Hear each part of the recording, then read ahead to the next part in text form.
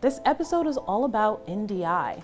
NDI stands for Network Device Interface. It has the ability to bring in multiple video and audio streams, plus any compatible software on a shared connection.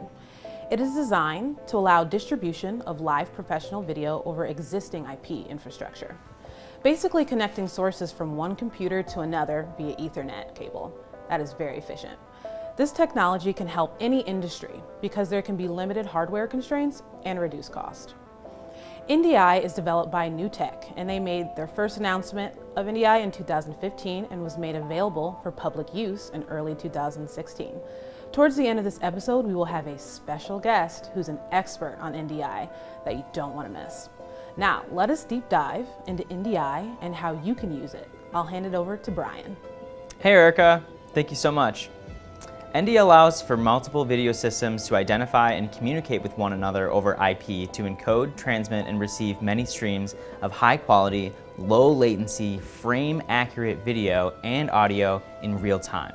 This makes it possible to exponentially increase the number of sources available for live production switching without attaching devices using capture cards or any traditional switches.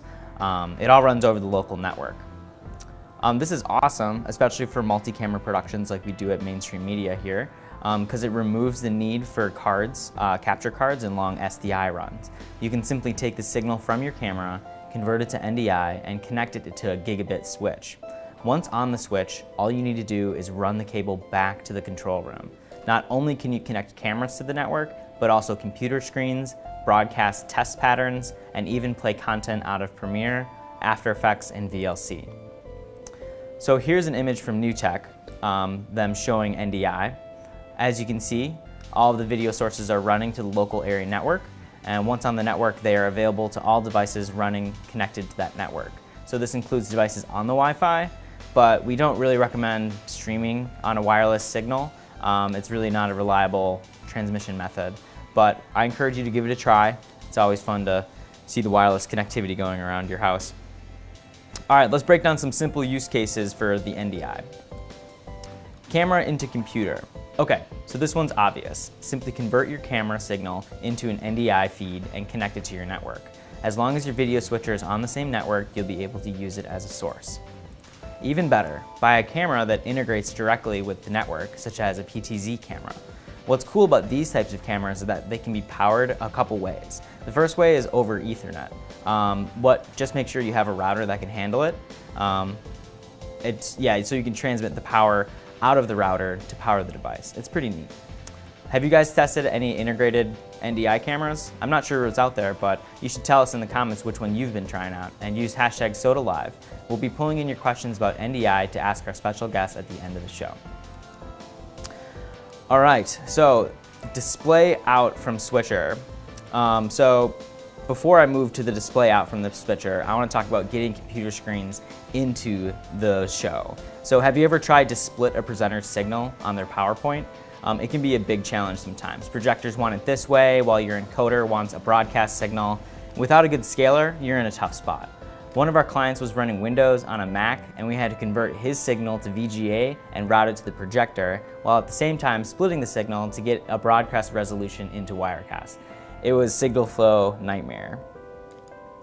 All right, not only can you send video and signal out of your encoder using NDI, you can send program feeds out, all camera feeds out, and to reference monitors. So what this allows you to do is set up a video village of confidence monitors for your talent without actually outputting from your capture card. It's pretty revolutionary. Wow, Brian, that is such amazing technology. Yeah, and we truly are just scratching the surface, Erica. Cool. Incorporating camera feeds over a network really does benefit live stream shows. No long running cables. So Brian, how do we at Mainstream Media incorporate NDI? Yeah. We are currently producing a live streaming data service called the Next Travel Stream. They wanted to achieve a floating text image look. So we originally experimented with chroma key to reduce the background so we can put the textured background behind it. But there were too many images that conflicted with the key. And this was in the middle of our production, and we needed a solution to fix this fast. And that's where the NDI plugin for Adobe Premiere came in clutch. It allows for you to send alpha channel over NDI. meaning that it will honor the transparency of the PNG file or videos with the proper encoding.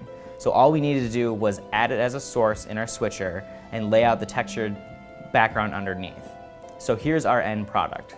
Senator John Thune, Republican from South Dakota and the chairman of the Senate Commerce Committee, is leading the renewal effort in the U.S. Senate. The new airline regulations are part of that effort. In April, the U.S. House passed an airline regulation bill, which is also being reviewed. So it allows us to take our production to the next level. No pun intended.